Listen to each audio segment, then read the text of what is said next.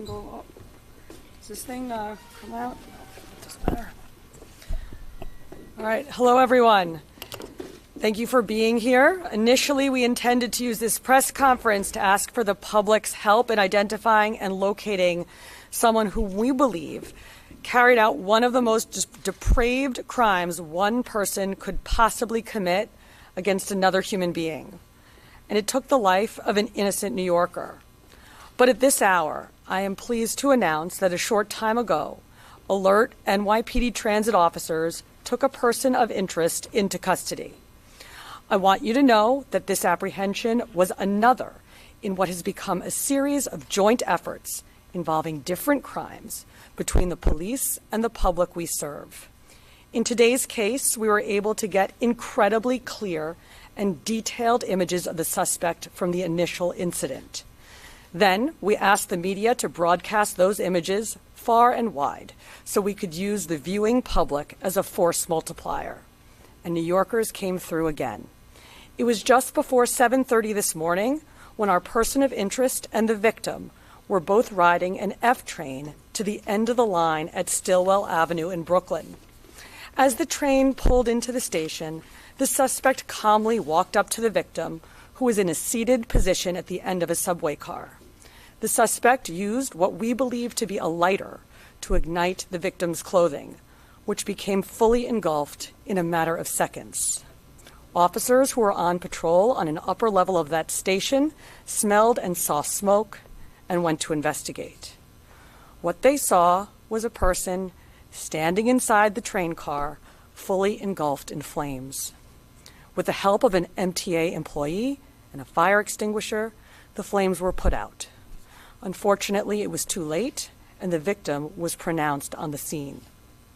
Unbeknownst to the officers who responded, the suspect had stayed on the scene and was seated on a bench on the platform just outside the train car. And the body-worn cameras on the responding officers produced a very clear, detailed look at the killer. After the NYPD disseminated those images, 3 high school-age New Yorkers called 911 to say that they recognized the suspect. Other transit officers responded to that 911 call and also spotted the man wearing the same gray hoodie, distinct wool hat, paint-splattered pants, and tan boots, already on another moving train. Police radioed ahead to have the train stopped. Then, Transit District 2 officers boarded the stopped train and walked from car to car until they located and arrested the person of interest without further incident. The person of interest also was found with a lighter in his pocket. I want to thank the young people who called 911 to help. They saw something, and they said something, and they did something. This is another example of great technology and even greater old-fashioned police work with a huge assist from the public. Now, our Chief of Transit, Chief Joe Galata, is going to provide more specifics.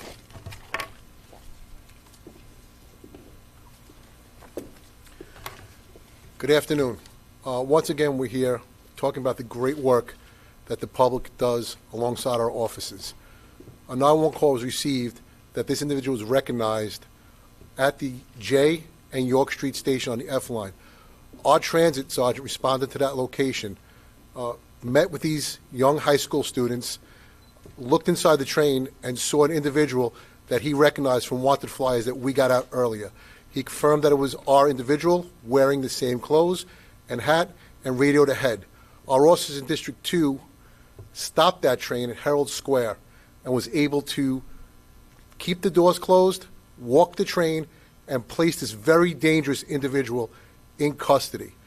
This is amazing work done by the public and the police working together. Once again, someone saw something, we got it out through technology in numerous ways, and we were able to make a quick arrest on this nothing less than heinous crime that occurred in our subway system. Thank you. I'm going to pass it off to Chief Kemper from the MTA. Thank you, Joe. Chief Galata. Commissioner. You know, I've been in conversation all day with the chairman and CEO of the MTA, John Lieber, as well as the president of New York City Transit, Demetrius Critchlow, and Before I give some remarks, we all want to offer our sincere and deepest condolences to the family of the victim of this brutal, senseless homicide that occurred early this morning in Brooklyn.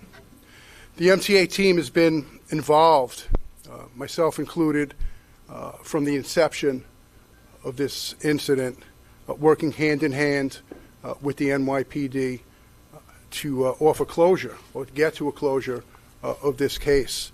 You know, just about a year or so ago, Governor Hochul funded a project to install video cameras in every single car of every single train in the New York City subway system.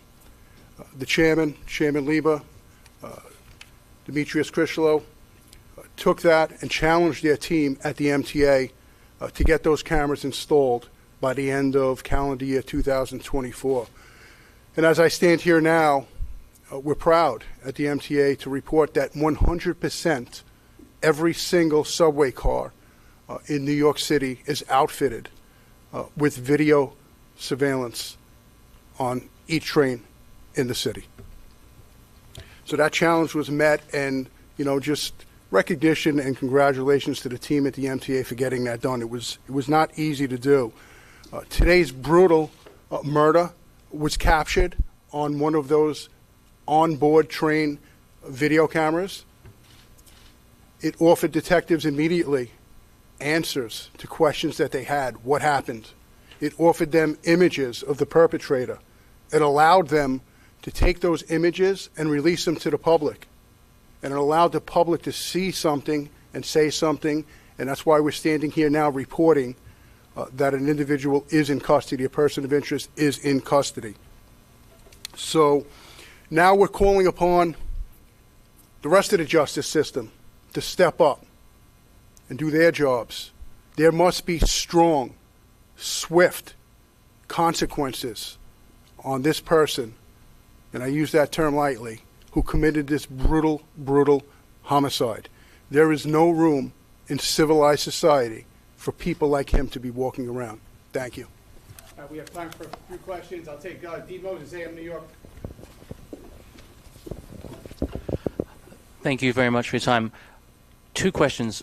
Could you tell us a little bit more about each individual involved here? The suspect, there's some rumors that he may have been a migrant, new arrival to the country. Can you talk about that? And there's also some rumors the victim may have been homeless. Was she in need? Can you talk about her, please? So as of now, we're still investigating that, and it's all part of our active investigation. McGee Hickey, Pixel. I don't need the mic then. Was there any interaction between the suspect and the victim? Did they talk at all on the train? Was she ever asleep? It was first reported she was sleeping, but she wasn't asleep? All right, so like I said, that's going to be part of the investigation. She's definitely there. She's motionless. So to say if she's asleep or not, we're not 100% sure, but it appears that she's motionless at that spot. There is no interaction between the two, and when the incident happens, there is no interaction between the two. Is there any reason to believe they knew each other from a prior incident? We don't believe they knew each other, no. Tori, New York Post. Hi, sir. Initial video of the incident appeared to show a police officer walking by the open subway car with flames. What happened in that situation? Okay, so yeah, I went and spoke to these officers, and I'll say this. They responded. It was numerous officers responded, not just the one officer, to this heinous crime. What our officers saw and they had to deal with, and they were trying to get fire extinguishers. I commend that one officer who stayed there. Make sure he kept the crime scene the way it's supposed to be. Make sure he kept an eye on what was going on. So I think he did his job perfectly as his fellow officers went and got MTA workers, got fire extinguishers, and eventually were able to extinguish the individual. All right, we have time for one or two more. Sonia Rincon, WABC. So when a victim is burned like that, it's hard to identify them. Has she been identified? Do we know her age? Has her family been notified? So that's all pending. We do not have an identification at this time, no. Is it hard to identify her because of the stated? Yeah, yes, it is. And we will be, like I said, it will be part of our investigation as we go further. Ron Lee, New York One. Can I just ask you about the additional deployment of National Guard, like resources? Were there any at that station? Would that have helped? Did it deter? Well, I will say this. We had officers at that station all night, and the officers that responded were at that station, saw the smoke, smelt the smoke, and responded right to the scene. Ida Siegel, WNBC. Question about the surveillance cameras on the subway car. Number one, is this the first time you've been able to make a major arrest using those cameras? And then second, did those surveillance cameras show the victim prior to her being set on fire? Did she appear to be a homeless person? Is there any information that you've been able to gather based on those cameras and what she was doing on the train? Like where she got on, stuff like that? So we have not been able to identify who she is yet. But what I will say about these cameras, which is really important, this has been a phased rollout, and we talk all the time with the MTA about how important it is. This has solved many crimes through the system. It is a game changer for us in the NYPD, and it makes a tremendous difference. So this is not the first time we've used these cameras. As they rolled out, they've been an intricate part of our investigations with the Detective Bureau in solving crimes. All right, final question, Kendall, Fox 5. Police made contact with this suspect while the crime was going on. Was there a reason why he wasn't arrested right then? Yeah, I can discuss that. So that individual arrived here, it looks like in 2018 from Guatemala. Just want to put that point out. And that's all we have on him right now. But with that being said, no one on the scene identified him as being there. So our officers, when they responded, had no indication he was part of this incident. Nothing led us in that direction.